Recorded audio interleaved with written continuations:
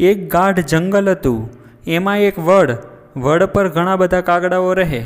વડથી દૂર એક ગુફામાં ઘણા બધા ઘુવડો રહે. રાત પડતાં જ કાગડાઓને આવી બનતું. કાગડાઓ માળામાં માંડ માંડ જપે, જરી આંખ મળે, લગીર ઊંઘ આવે ત્યાં તો ઘુવડો ત્રાટકે.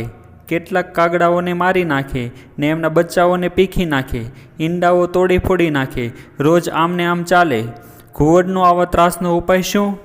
પછી કાગડાઓના રાજા એમણે સભા બોલાવી.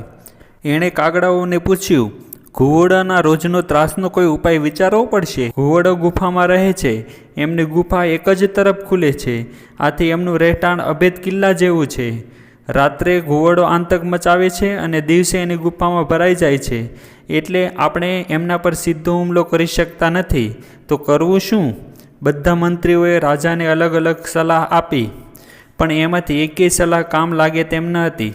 સભામાં એક ઘરડો અને અનુભવી કાગડો પણ હતો. રાજાએ ઘરડા કાગડાને પૂછ્યું. એણે ગળું ખંખેર્યું, પછી બોલ્યો, શત્રુ બળવાન હોય ત્યારે સીધો હુમલો કદી ક્યારેય કરવો નહીં. શાંતિ રાખવી, જાસૂસી કરવી, દુશ્મનની નબળાઈ પકડી પાડવી, પછી તક મળતા જ પૂરી તૈયારી સાથે શત્રુ પર તૂટી પડવું. ઘરડા કાગડાની વાત બધાને ગળે ઉતરી ગઈ. ત્યાં એક કાગડો બોલી ઉઠ્યો, પણ જાસૂસી કરવા દુશ્મનની ગુફામાં જશે કોણ? બધાય કાગડાઓ ચૂપ. થોડી વાર પછી ઘરડો કાગડો ધીમેકથી બોલ્યો, એ બધું તમે મારા પર છોડી દો. હું કહું તેમ તમે બધા કરો. પહેલાં તમે બધા મારી સાથે ખોટો ઝઘડો કરો, મને ચાચો મારો, મને વીખી પીખી નાખો, પછી મને એકલો છોડી દો. યોજના મુજબ કાગડાઓ તો ઘરડા કાગડાઓનો ચાચો મારી અને વીખી પીખી નાખ્યો. પછી લોહી લુહાણ ઘરડો કાગડો માંડ ઘુવડની ગુફા પાસે પહોંચ્યો. કણસતા એ બોલ્યો, ઘુવડરાજ, ઓ ઘુવડરાજ, હું તમારે શરણે આવ્યો છું. બધા ઘુવડ અને ઘરડા કાગડાની વાત સાંભળીને ખૂબ નવાઈ લાગી. શત્રુને શરણે તે કદી કોઈ આવે? ઘુવડરાજને થયું, આ કાગડાની વાત તો સાંભળવી જોઈએ, કદાચ કોઈ ભેદ જાણવો મળે. ઘુવડના રાજાએ જોયું તો ઘરડો કાગડો લોહી લુહાણ હાલતમાં કણસતો હતો. ઘુવડરાજે પૂછ્યું, તને ઘુવડને બીક ન લાગી? શરણ શોધવા અહીં જ કેમ આવ્યો? ઘરડો કાગડો કણસતા બોલ્યો, ત્યાંથી નાસી ન આવ્યો હોત તો તે ત્યાં મને બધા જ કાગડા મારી નાખત. મેં સલાહ આપેલી કે ઘુવડરાજ બળવાન છે, માટે એમની શરણ ગતિ સ્વીકારી લ્યો. આવી સાચી સલાહ આપવાથી મારી દશા રાવણના ભાઈ વિભીષણ જેવી થઈ છે. એ પણ રામને શરણે ગયો હતો ને. હવે મને શરણ ન આપવું હોય તો ન આપો, અને મને મારી નાખો હોય તો મારી નાખો, જેવી તમારી મરજી. પણ તમે મને શરણ આપશો તો હું કાગડાઓને મારી નાખવામાં તમને જરૂર મદદ કરીશ. ઘુવડો ઘરડા કાગડાની વાતોમાં આવી ગયા. એને શરણ આપ્યું, પોતાની ગુફામાં રહેવા કહ્યું. ઘરડા કાગડાએ ઘુવડરાજનો આભાર માન્યો અને કહ્યું, ગુફાની અંદર હું રહીશ તો કાગડાઓ મારા પર વહેમાશે. વળી ગમે તેમ તો હું તમારો દુશ્મન જાતનો ને. હું મારે ગુફાની બહાર માળો બાંધીને પડ્યો રહીશ.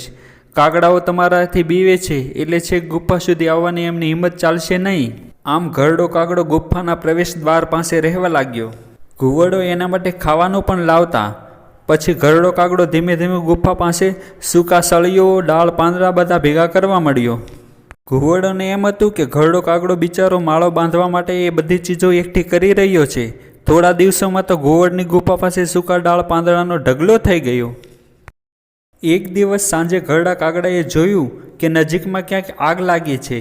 દિવસ હતો, તે માટે ઘુવડો ગુફામાં ભરાઈને બેઠેલા હતા. ઘુવડો તો દિવસે જોઈ શકે નહીં. ઘરડા કાગડાને લાગ્યું, આ તક બરાબર છે.